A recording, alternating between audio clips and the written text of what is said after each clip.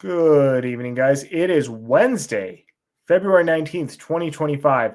This is Bathrobe Business. I'm Georgi Oganov. I'm out of decaf coffee, but I still have the news. So there was not a video yesterday. The main reason is, in all honesty, I really didn't feel like it was a very strong news day, and there wasn't enough I felt I needed to share with you guys in regards to business and the market.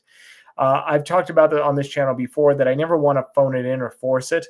And if I just don't feel like there's enough stories to talk about, if there's nothing that's stimulating to me that I feel is worth mentioning, I'm just not going to share it. It doesn't happen often. Usually the reason I don't do a channel is there's something going on in my personal life. Work is either too crazy, God forbid, a death in the family like we had earlier this year.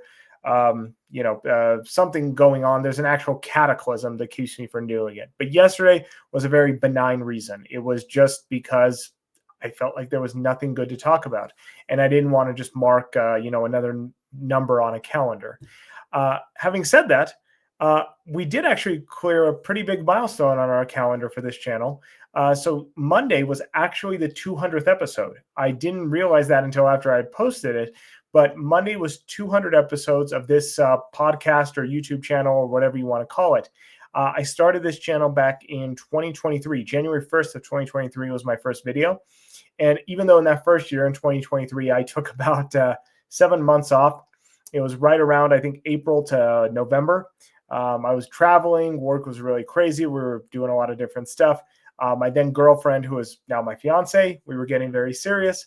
So a lot of stuff went on. So it wasn't a solid 2 years. But having said that, it was still 200 episodes and 2 years. So if anyone is there from episode 1, thank you.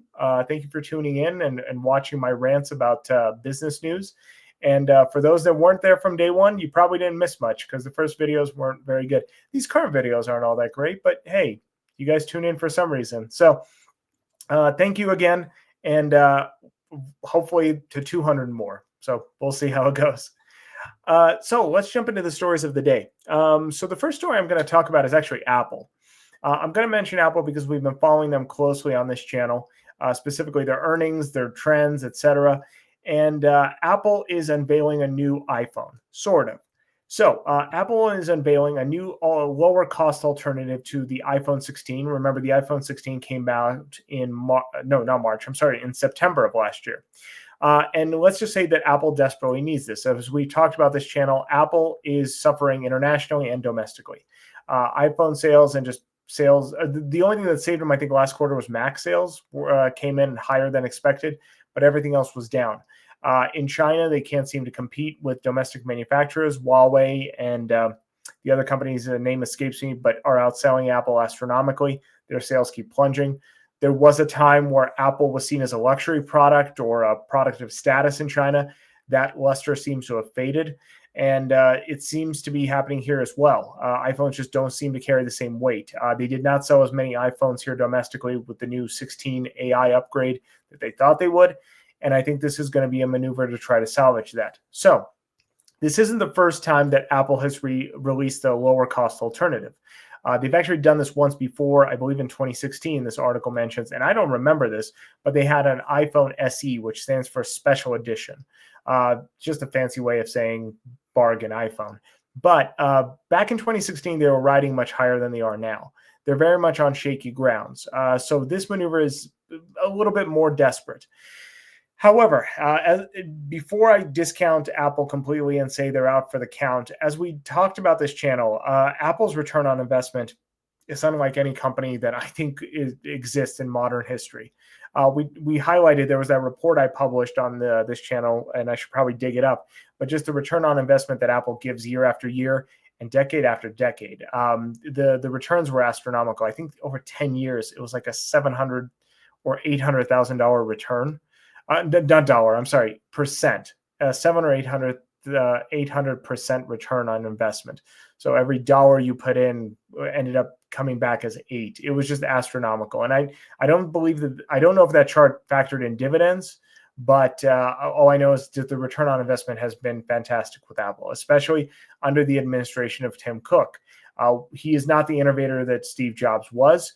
I know a lot of people will even contest the innovation skills of Steve Jobs, but Apple's shiniest, flashiest products were definitely under his administration. But what Tim has done is create a financial recurring revenue model that Jobs never did. They just constantly return on investment through the iCloud services, through their App Store, now through Apple TV, which I feel is just now starting to take off. I never took Apple TV really seriously because I literally, this is not a joke or an exaggeration. I had never met anyone who has ever subscribed to Apple TV. I am still convinced there's nothing but bots.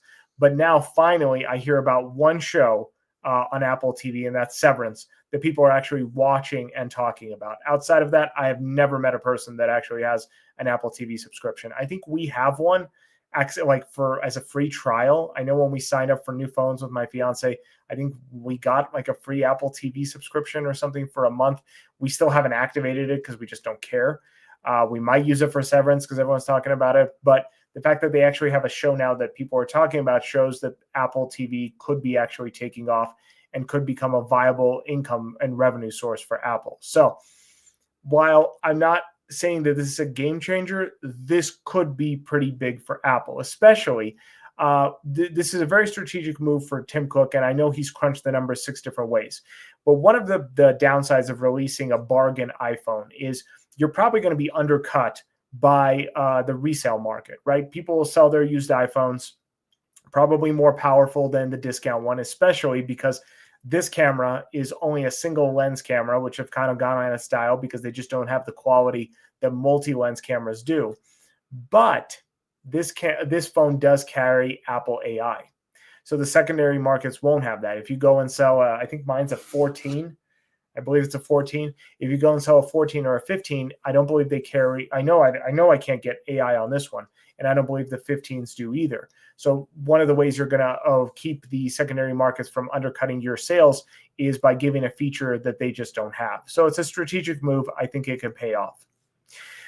Next story. Let's talk real quick about debt. So I'm going to mention this really quick in passing. So headline story: America's credit card household debt reached all-time high. Let me share the article. There you go. This is kind of a nonsense story, but why I mention it is just to keep your eyes perked up to this idea.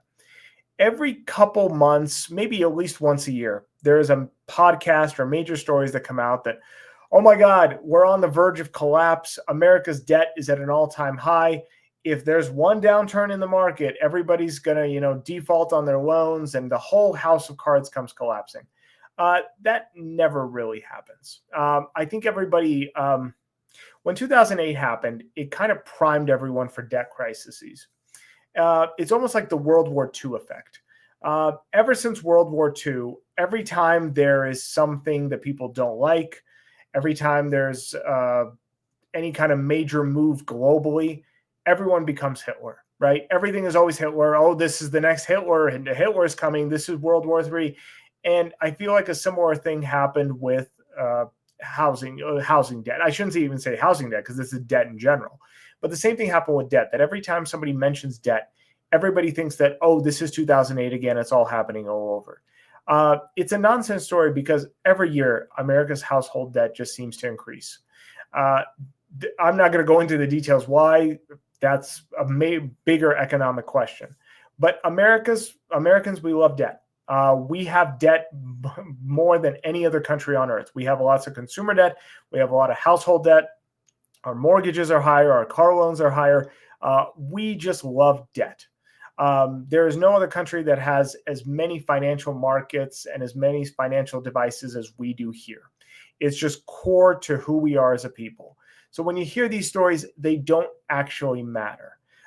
They start to matter after the crisis, but they're not the thing that causes the crisis. So I just mentioned that in passing because even though everybody loves to pay attention to stories like this of, oh no, debt is at an all-time high, they really have no major bearing on what's going to happen.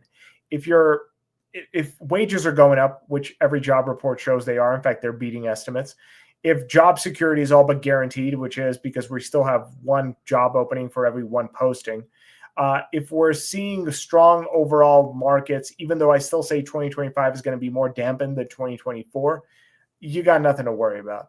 So just take that information. I think it's just good food for thought.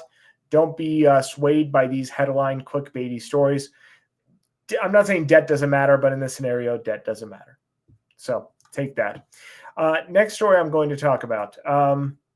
U.S. home builder sentiment. So this is in response to tariffs. So U.S. home buyers raise alarm over tariffs as sentiment falls to 5-month low. So nothing too surprising here. Obviously, with tariffs, they can affect housing markets drastically. We're not going to bring up labor because this article doesn't really talk about it. I know with a lot of migrant issues, labor becomes an issue. I'm not going to talk about that here. This is primarily with cost of goods. So as much as 30% of lumber comes from international trade. And with tariffs possibly going into effect, this is kind of dampening new home builders' prospects for the future. Now, let's not forget, none of these tariffs have yet to come into effect. Most of the lumber that is traded internationally isn't something that's coming from China. It's coming from Mexico. It's mostly actually coming from Canada. And so this is more about the sentiment that the market is taking.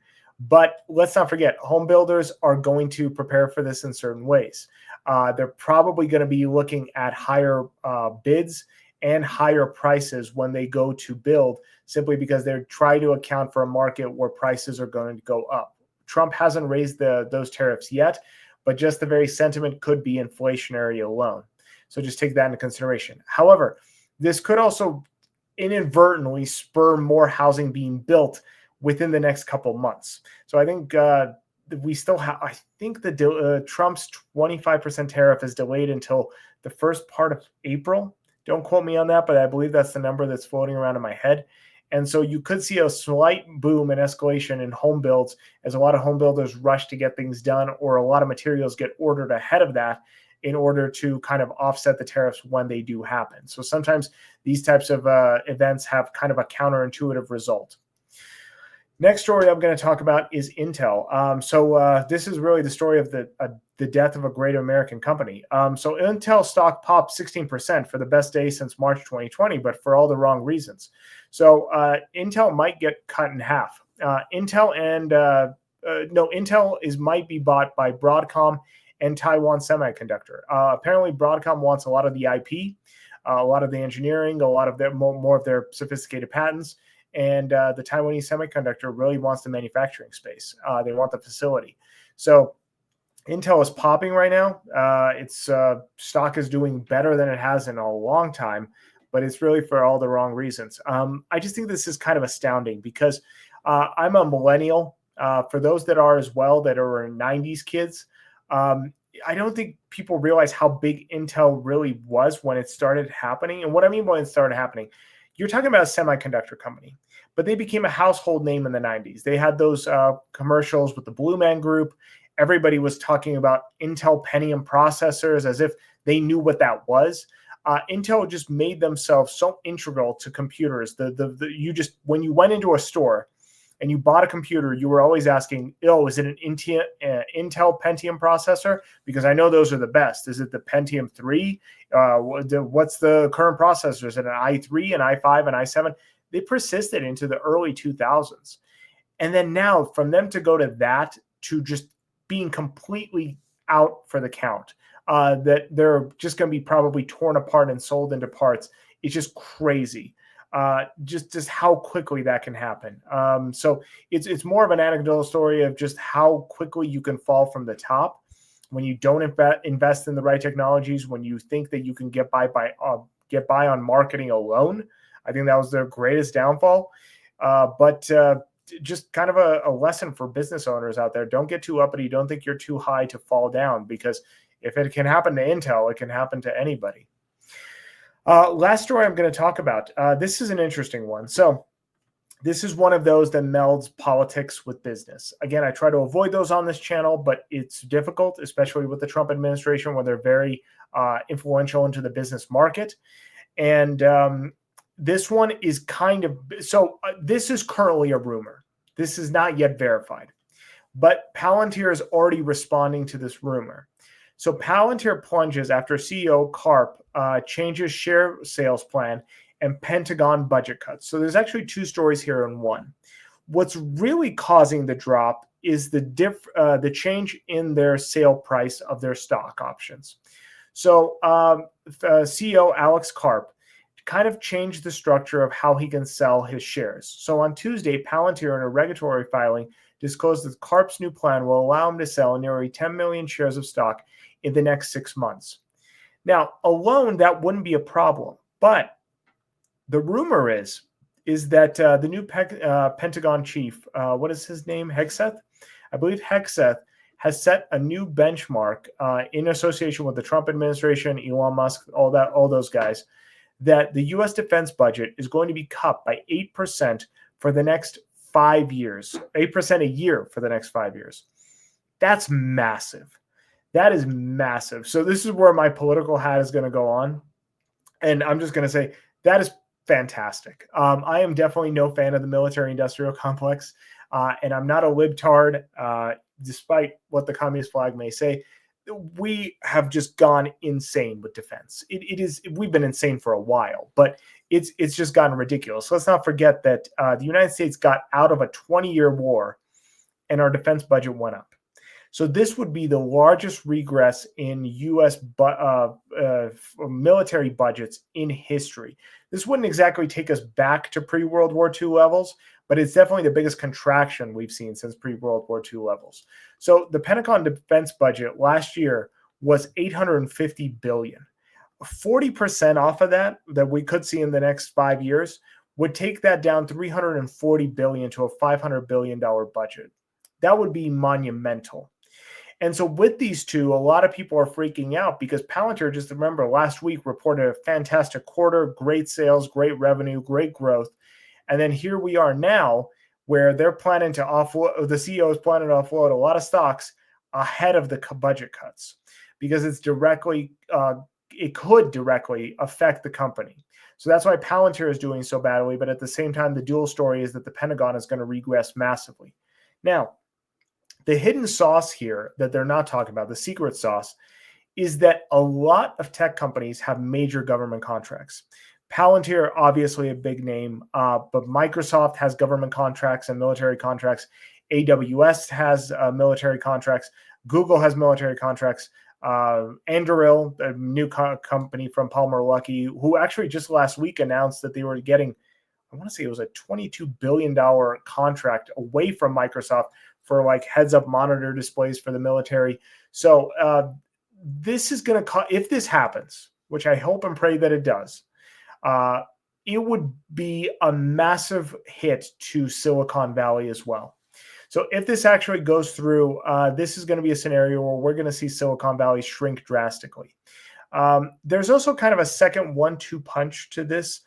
Guys like Peter Zion have talked about for a while that as boomers retire, a lot of their money is going to get pulled out of the market. And because of that, Silicon Valley is going to kind of shrink as well. So far, that hasn't come to fruition. However, it's like a lot of things. Sometimes it's death by 1,000 cuts. And I'm not saying that this is the death of Silicon Valley, but we could see two things hitting Silicon Valley very strongly. If these budget cuts do go into effect, it would be a major hit to pretty much every Silicon Valley company, probably except for Netflix. And if that happens, and even the Zion effect of boomers pulling out of the market does occur even a little bit, it's one of those things that it could be the straw that breaks the camel's back, that we could see major regresses in a lot of these tech companies. I think AI is going to be their saving grace for now, but already we're seeing that bubble starting to burst.